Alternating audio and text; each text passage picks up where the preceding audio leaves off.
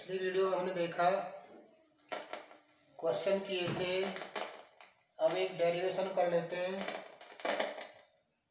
Derivation number है 3, कोणीय वेग तथा रेखीय वेग में संबंध निकालना है। किसमें?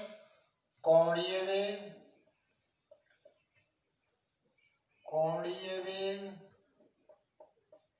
एवं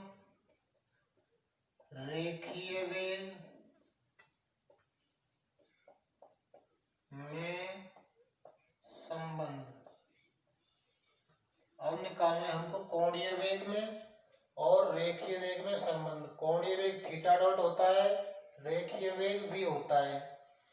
तो इसके लिए क्या करेंगे, एक कोई वक्र है, ये हमारी प्रारंभिक रेखा है, इस पर कभी कोई कण मान लो बिंदु P पर है, तो यहां से ये हमारी ध्रुवांतर रेखा है। ध्रुवांतर रेखा है ये, यहाँ पर कण बिंदु P है। ध्रुवांतर रेखा की दिशा में वेग r डॉट होता है और ध्रुवांतर रेखा के लंबवत वेग r थीटा डॉट होता है। तो रेखीय वेग कहाँ होगा? रेखीय वेग कहाँ पर होगा? इस बिंदु पर, बिंदु P पर ये होता है, ये x होता है। ये हमारी कौन सी रेखा होती है? प्रारंभिक रेखा। और ये कौन सी रेखा होती है? ध्रुवांतर रेखा। ये ध्रुवांतर रेखा होती है और ये होती है प्रारंभिक रेखा। तो मान लें कि इस बिंदु P पर रेखीय वेग कैसा होता है? स्पर्श रेखा की दिशा में। इस बिंदु पर खींची गई स्पर्श रेखा की दिशा में होगा कौन सा वेग? रेखीय वेग। मान लें कि ये इससे कितना कोण बना रहा है? ध्रुवांतर रेखा से मान लें ये फाई कोण पर है। ये फाई कोण पर है तो इस v के कारण इसकी दिशा में घटक क्या हो जाएगा? v cos phi. और इसके लंबवत घटक क्या हो जाएगा? v sin phi. लंबवत में साइन आ जाता है और उसकी दिशा में निकालते हैं, अनुदिश घटक निकालते हैं, तो वो क्या आ जाता है? cos। v cos फाई और v sin फाई हो जाएंगे। तो इस बात को लिख लेते हैं। माना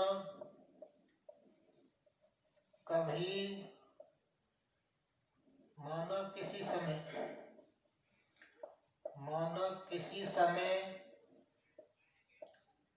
कण बिंदु P पर है तथा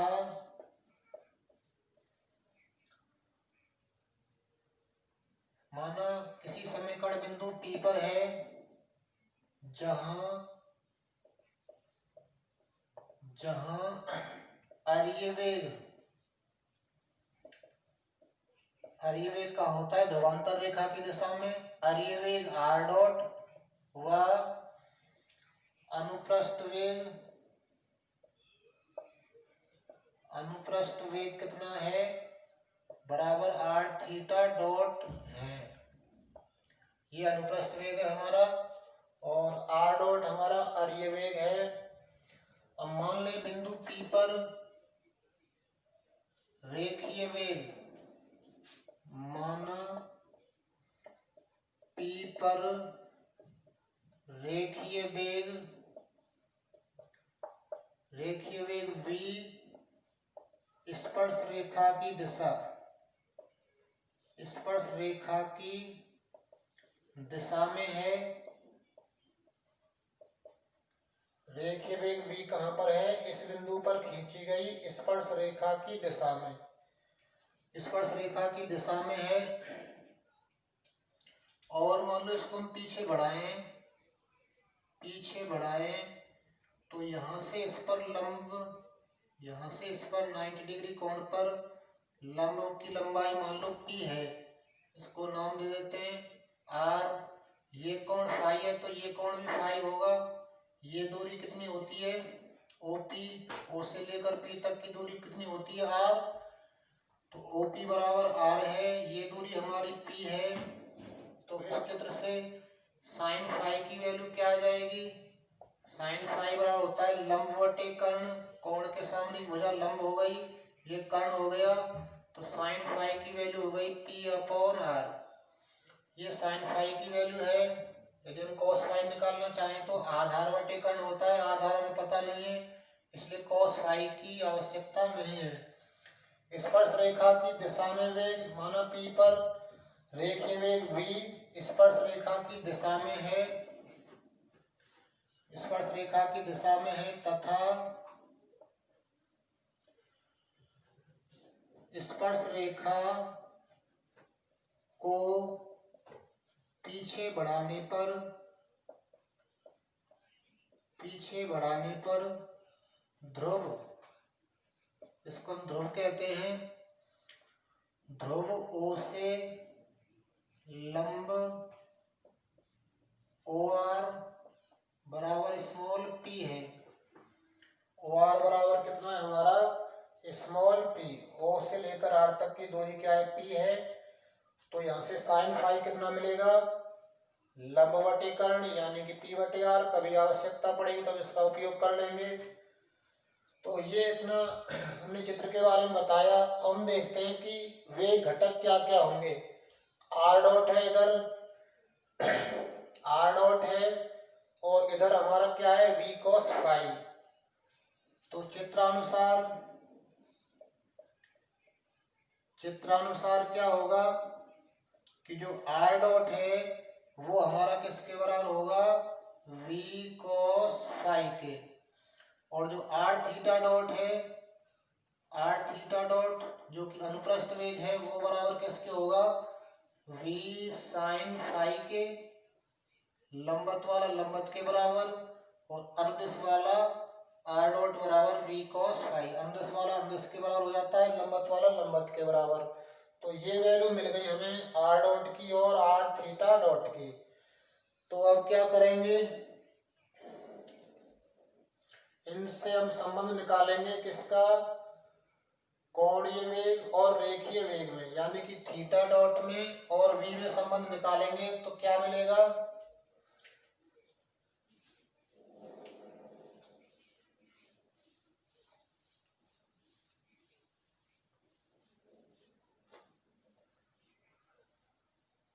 इसको नाम दे देते हैं 1, इसको नाम दे देते हैं 2। तो इसमें इस वाले में थीटा डॉट और V में संबंध मिल सकता है समीकरण 2 से। तो समीकरण कौन से? समीकरण 2 से थीटा डॉट बराबर क्या होगा? थीटा डॉट बराबर हो जाएगा V sine phi upon R। इतना हो जाएगा। यहाँ भी हम कह सकते हैं कि भाई ये कोणीय वेग और रेखीय वेग में संबंध है। कोणीय वेग थीटा डॉट और रेखीय वेग V में संबंध है, लेकिन इसमें साइन फाई का मान और रख देते हैं। साइन फाई का मान क्या है? P/R। तो साइन फाई बराबर P/R रखने पर, साइन फाई बराबर P/R रखेंगे तो थीटा डॉट की वैल्यू क्या आ जाएगी? V साइन फाई की जगह पर P/R, और एक R पहले से अपॉन में है, तो थीटा डॉट क्या निकल कर आएगा? VP/R²। या फिर हम यहाँ छोड़ सकते हैं कि कोणीय वेग और रेखीय वेग में संबंध थीटा डॉट बराबर VP/R²। तो ये हमें याद भी रखना पड़ेगा, न्यूमेरिकल में काम आएगा। थीटा डॉट बराबर VP/R²। अब क्या करेंगे? अब यहाँ से टेन फाई की वैल्यू हम निकालेंगे। टेन फाई की वैल्यू क्या निकल कर आएगी?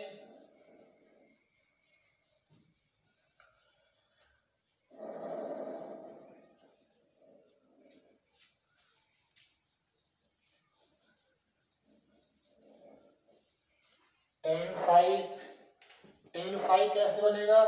साइन फाई बटे कॉस फाई हो जाए तो हम समीकरण 2 में भाग लगा दें समीकरण 1 का। तो क्या कर रहे हैं?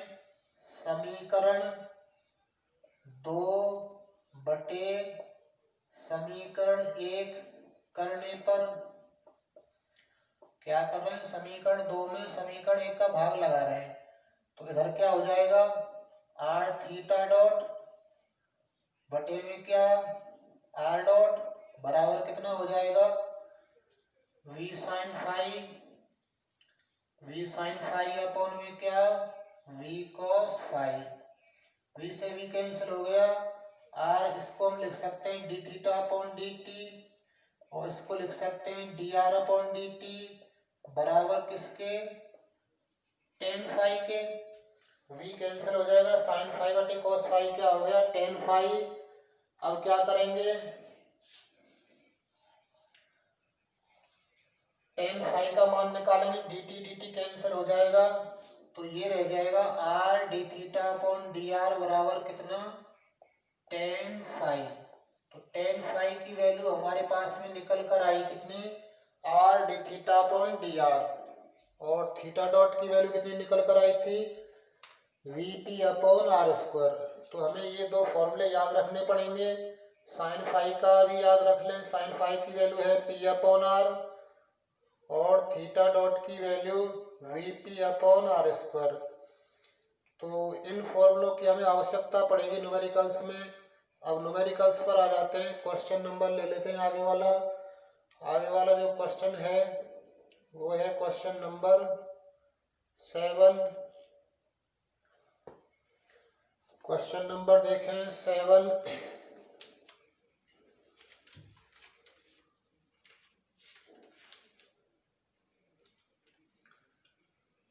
सेवन तो करवा चुके हैं, 8 भी करवा दिया है। क्वेश्चन नंबर 9 है। क्वेश्चन नंबर 9 देखें क्या क्या कह रहा है इसमें। क्वेश्चन 9 जो दे रखा है पहले उसे लिख लेते हैं, क्या क्या दे रखा है, क्या सिद्ध करना है। क्वेश्चन नंबर 9 दिया है, क्या क्या दे रखा है, आर बराबर दे रखा है 2a cos थीटा, आर बराबर दे रखा है 2a cos थीटा, और क्या दे रखा है, इस प्रकार गमन करता है कि मूल बिंदु की ओर त्वरण सदैव शून्य है। मूल बिंदु की ओर त्वरण शून्य है, ये दे रखा है। सिद्ध क्या करवा रहा है, सिद्ध करना है to prove d2 theta upon dt square बराबर, ये लेकर आना है -2 cot थीटा और d थीटा अपॉन dt का होल स्क्वायर। इतना सिद्ध करना है। ये कई बार आता है ये -2 cot theta d theta upon dt का होल स्क्वायर। तो हमें आवश्यकता पड़ेगी मूल बिंदु की ओर त्वरण शून्य है। इसका तात्पर्य क्या है, ये कोई हमारा वक्र है, इस पर कोई बिंदु P है, तो मूल बिंदु की ओर त्वरण कौन सा हो जाएगा, इस दिशा में मूल बिंदु की ओर त्वरण, इसका मतलब क्या है, इस ध्रुवांतर रेखा की दिशा में हो गया, ऊपर न होकर नीचे की ओर हो रहा है। मूल बिंदु की ओर त्वरण शून्य है, तो इसका मतलब अरीय त्वरण शून्य है। मूल बिंदु की ओर त्वरण शून्य है, जिसका तात्पर्य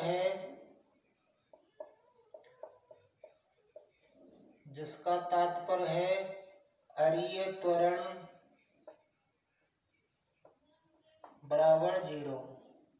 मूल बिंदु की ओर त्वरण कौन सा होगा, अरीय त्वरण। मूल बिंदु से लंबवत कौन सा हो जाएगा, अनुप्रस्थ त्वरण। तो मूल बिंदु की ओर त्वरण शून्य है, तो इसका मतलब क्या हुआ, अरीय त्वरण शून्य है। अरीय त्वरण शून्य है तो इसका मतलब क्या होगा, r double dot minus r theta dot square बराबर 0। अरीय त्वरण का सूत्र लिख दिया, r double dot minus r theta dot square बराबर 0। और इसमें हमें आवश्यकता पड़ेगी, हमें आंसर थीटा डॉट के पदों में लाना है। तो इसको तो कुछ करना नहीं, r को हटाना पड़ेगा और आर डबल डॉट को। तो हमें समीकरण 1 कह दें इसको। समीकरण 1 से हमें मान निकालना पड़ेगा आर डबल डॉट का। तो क्या आएगा समीकरण 1 से? समीकरण 1 का अवकलन करने पर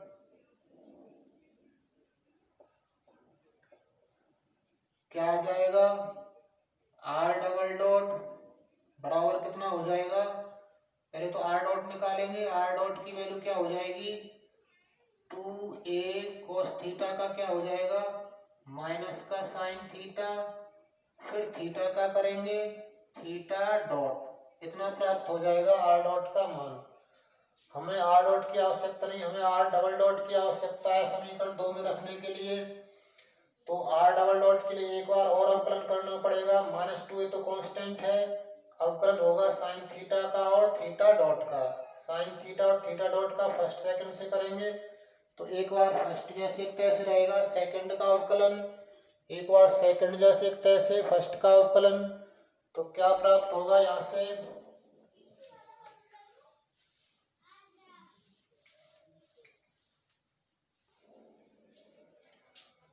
पुनः अवकलन करने पर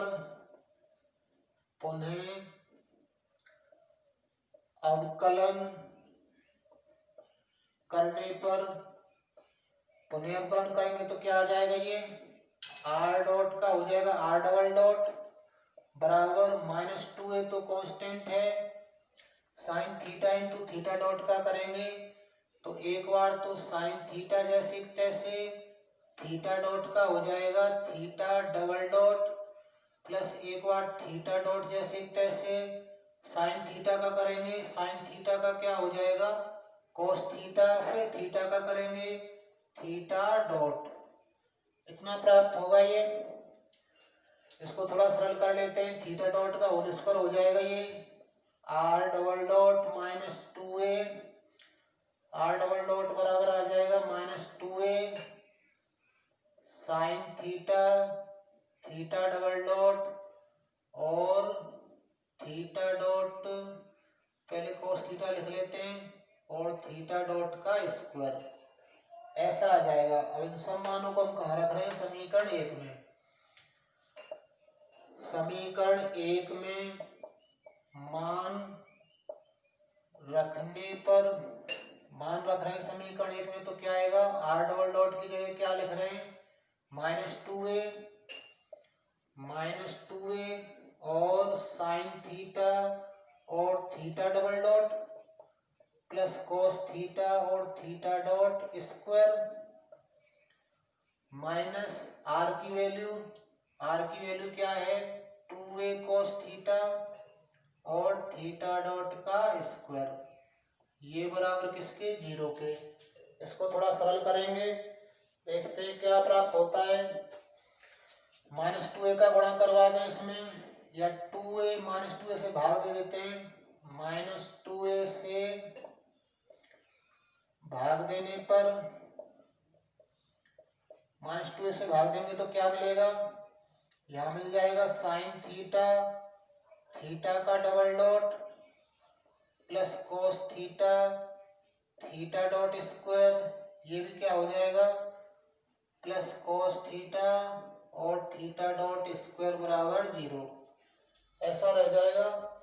हमें थीटा डॉट स्क्वायर वाला एक तरफ चाहिए, दोनों एक जैसे ही, ये 2 हो गए तो ये रह जाएगा sign theta theta double dot plus 2 cos theta और थीटा डॉट स्क्वायर 2 हो गई है। 2 cos theta theta dot square बराबर 0। उसने सिद्ध करने वाले भाग में इसको उधर ले रखा है तो हम भी इसको उधर भेज देते हैं। तो क्या मिलेगा?